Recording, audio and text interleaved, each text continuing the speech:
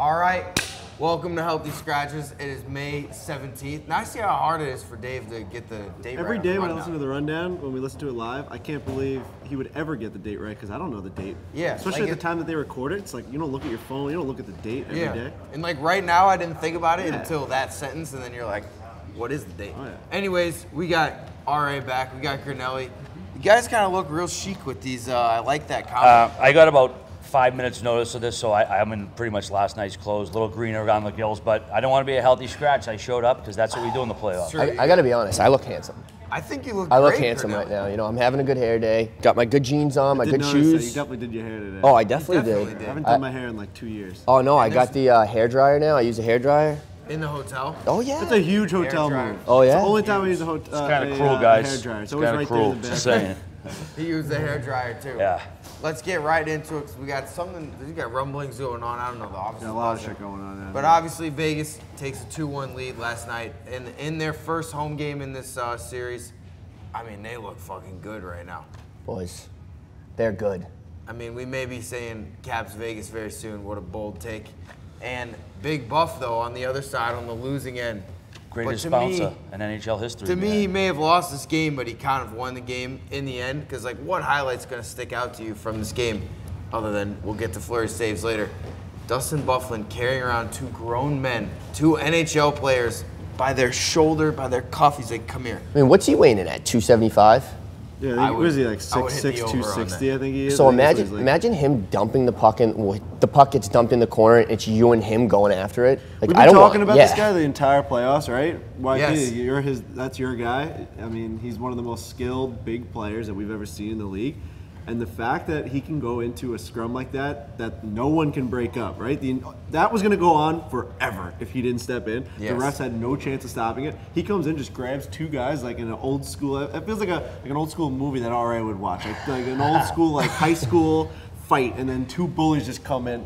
Two bullies are fighting on picking on kids. Yes. And one guy just comes in and saves the day. Yeah, it's like grabs a them by dad, their neck. Bingo. like Yeah, a dad exactly. and kids. Exactly. It's Like the "Come big here." bad day. He's a man amongst Exactly. boys. Yeah, He's a man so amongst that's boys. enough. Stop this. Yeah. Get over here. Yeah. And it really That's is the like dad. that's exactly what I was gonna say. He's like the bad dad of the neighborhood. Like these guys are fighting. I'm just gonna and for him to just grab those two guys and just rip them off like. When you're nothing. those two guys and you feel him on your neck, it's like that oh shit moment, like oh fuck, Buff's got us, and then he just drags Oh you shit, across we the just ice. got gift. That's like that it's is like a worse. Whitney Tim Jackman picks. You know what I It mean? is, but it's almost worse because you got two dudes. Oh, yeah. Oh, what do you Jackman's think is like, it worse, the happens, Whitney but- pick where he has no head, or this pick that it's Well, I going mean, viral of Buffalo Tomas- holding two men? See, I think it's worse for Whitney because Byfuglien's kind of the center of attention in that pick. You're not really focusing on the two guys on the ground. Like I don't even know who's on the ground. No But in shit. Whitney's pick, Yeah. you're like, oh, that's Ryan Whitney, and he's getting his teeth Well, kicked that's in. only Yeah. because he's Ryan Whitney. Well, now. let's Like give a if quick one of these shout out. guys goes on to be an analyst, they will forever be like. Quick shout out to that Muppet again last night. He picked Yeah, the it's Jets just- and at the this point. under.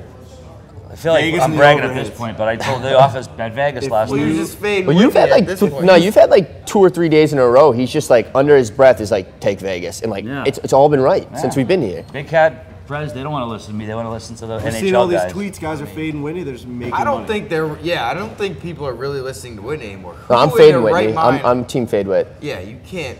He's a I think great. if you fade Whitney up until this point, you're like 9-1. Oh yeah. It's actually legitimately like. insane. He's gotten Frankie- one pick right in 2 series. Bro, he was 6-40 the other day. He told me. I mean, that's, In like the playoffs or something. That was his like record for the last 46. That's Give me that incredible. NHL Network money. You know what I mean? It's incredible. So Big Buff, obviously, at this point, I don't think unless he like puts someone through the glass or like, which is very well could happen at this point, or like throws someone out of the arena. I think this may have been the peak of Big Buff like stunning people. Who Dude, knows? I mean, but it's like when Ryan Reeves tried to hit him the other night and it ended up on his ass, that's Reeves. all you need to Well, know. and Reeves said that guy's at least 50 pounds heavier than I am, and Reeves is what, bro, 230? when he played for the Blues, I like met him a few times. He's legitimately as wide as like you and RA put together. insane. Reeves is one of the biggest human beings I've ever seen, and he got bounced. And he's probably one of the toughest dudes in the NHL. It's absurd. But anyways, that's just something to look out for. And honestly, I hope the Jets, like obviously Vegas is a great story. If the Jets can go to the Stanley Cup final, I really would love to see more of America like get to watch him play at this level. Because when he was on the Hawks, when they were like making those cup runs, it's like he was kind of a fourth line, like right wing, like he wasn't even like playing big minutes. And now also, just we were watching last night already in the third period when he comes in with the toe drag to the side. It's like, this dude can do it all. And speaking of that, Marc-Andre Fleury shortly after.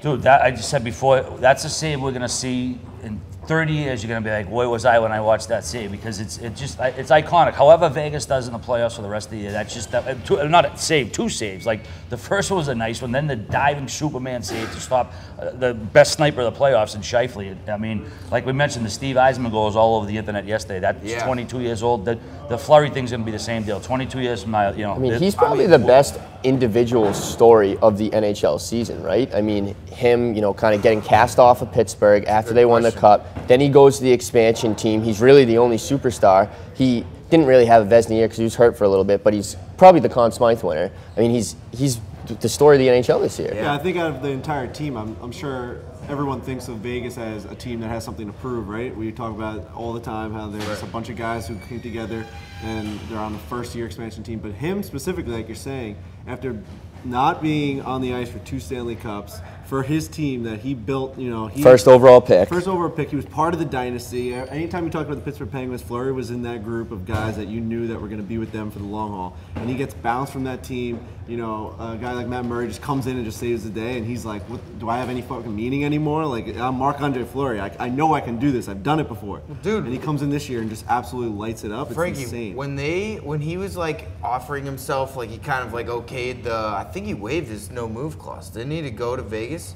Either way, he like kind of made himself available to the GM. I'm okay. I'm willing to do it. It's like he was like the end of, what's the asteroid thing, Armageddon, where like he like stays. That was like he was like, I'll go to Vegas. Like he's getting put out to pasture or something. Yeah, because he didn't know they were going to be good. Bro, he's further than the Yeah, Penguins. no one did. He's gone further. In his mind, he was going from the best team probably to the worst team. Right. Like, it's insane. The coach, well, Gerard Gallant had said, like, you know, if you're an expansion team and you get Marc-Andre Fleury as your goalie, you're really not an expansion team anymore because he's so good. And he was, you know, he was lost in the wilderness for a couple of years after they won the Cup in '09. He was terrible in the playoffs for about 3 or 4 years. Yeah, versus the Flyers. And then it just shows you how mental goaltending is. I mean, you know, I don't know if he saw a shrink or if he just had life stuff going on, but boom, I mean, he's back to how he was 10 years ago when he's the Conn Smythe Cup. It is incredible because I remember it was right at kind of like when Twitter was really getting hot, like 2012, like when everyone had it. Back when it was fun. Yeah, and it was, the joke was like all the beach ball gifts behind him, like he was like a joke. I remember that. He was a joke. It's unbelievable. It's got to be something about being the guy, right? Because you always see goalie controversies when there's two good goalies. You see it, I mean, on such a lower level with the Islanders. You had like, Jesus, Frank. You had Halak. Both guys are so bad. Halak was getting sent down to like the minors, and they were saying his GM's like, my goalie cannot. I mean, his agent was saying like, my guy cannot play to his level when he doesn't know if he's going to be the star, if he's going to be the guy. I feel like that's what Fleury needed. Fleury needed to just be the guy. He couldn't have like, all right, one day I'm going to be in, and then the next day Murray's going to take over for the playoffs. Like, what am I playing for? Yeah. Like Fleury played a lot of games in that last Cup run, and then because Murray was hurt. And he comes but it's back just and a mental thing. It's such a mental fuck for a goalie when you're like, I can play any day, and then any day they're just gonna like put me on the bench. I think it's more just like you know, just growing up. Like if I knew like I was gonna play every shift every time, you don't like you make plays that you may not make. Like when I was on 4th line in college, like fucking. Because you're thinking about it more. You're thinking about every play you make. Don't make a mistake versus like let me make a positive play. It's a very like if Fleury's playing and it's like 3-2 and he's like, fuck man, if I cough up one of these goals, I won't play for next week. Versus when he's like, I'm the guy, like I'm gonna win this game. It's very different. Just think about any time when you were growing up playing sports and you thought maybe there was a chance you weren't gonna, like if you're in practice, like for baseball, if you're in practice and the coach is walking around and you think that maybe you're not in the starting lineup that day, your practice is so much better. You're like, I need to have something to prove today. Yeah. Marc-Andre Fleury is playing with that type of fire, I feel like, every day because he is proving that he deserves of where he's at. So one more thing, we got Fleury tickling James Neal's ear, former teammates in Pittsburgh. Oh yeah. Back on the 24/7 when many James moons Neal ago, revealed that he didn't wash his hair. Remember that on? Wasn't that Feidelberg? No, that was James Neal before. The real deal, as they say. I mean, anything. Obviously, almost Marchand-esque for some reason because we love Fleury and he's not. Well, it's not like he gave him a fucking swirly. Right. He didn't like stick his finger. That's what Marchand wanted. Yeah, he definitely would have. Stuff like this is great, though. I think this stuff like this is so good for the game because I say it all the time. Hockey's biggest problem is not enough people talk about it. These little gifs and videos that gets people talking about it. 100%. Only if they're tweeted out from the NHL official account, which hopefully they'll get a clue on that soon. I follow the NBA literally because they let people GIF it. Right. So I don't know if the NHL's got to step it up. But yeah, that was a laugh. That it is funny. We say that all the time. Like, why when certain guys do things, we react differently. Like if Marc-Andre Fleury did, if Marchand did something as opposed to Fleury does something, like we just think of it differently. Say he's a distraction. He's distracting his team. Right. Should Marchand more likable dude to his hand for playoff games? It'd be some stupid thing like that. It sucks for Marchand, but we're just gonna take things that he does more seriously because he is an asshole. Yes, very true. And then also one more thing, Mark Scheifele with a great game again last night. He has 14 goals in 15 games this playoffs. He had 23 and 60 in the regular season. This dude is stepping up. He's probably been the best player in the playoffs. Yeah, outside of goaltender, but yeah, that's still alive. I mean, I think he's been unbelievable so far. Just a dude. He does everything. Yes, he's a first line guy that's gonna like produce at that. You're not sitting there being like, we really need our big guns to go. Like he's like, well, the rest of the dudes can figure it out. And he's also shutting down the other team's first line. Yes. I believe I saw that he has the most goals by a single player since Joe Sakic with the '96 Avalanche. I thought I saw that tweet this morning. 14? I thought he's at 15. Did he get 15 last 14 night? Either way, they said they had the most goals by a player since Sakic. He's got 14. Yeah, that's crazy. Wow, I didn't know that. He's younger than I thought. Do you know how old he is? 25. Yeah, he's 25. Yeah. I always thought He looks like he's like 40. He does, but yeah, he was Dude, the 7th overall I hate pick. hearing stuff like this. Like, I'm 25 too. I'm sitting here. Grinnell I'm healthy piles, scratch dude. right now. I'm a healthy scratch.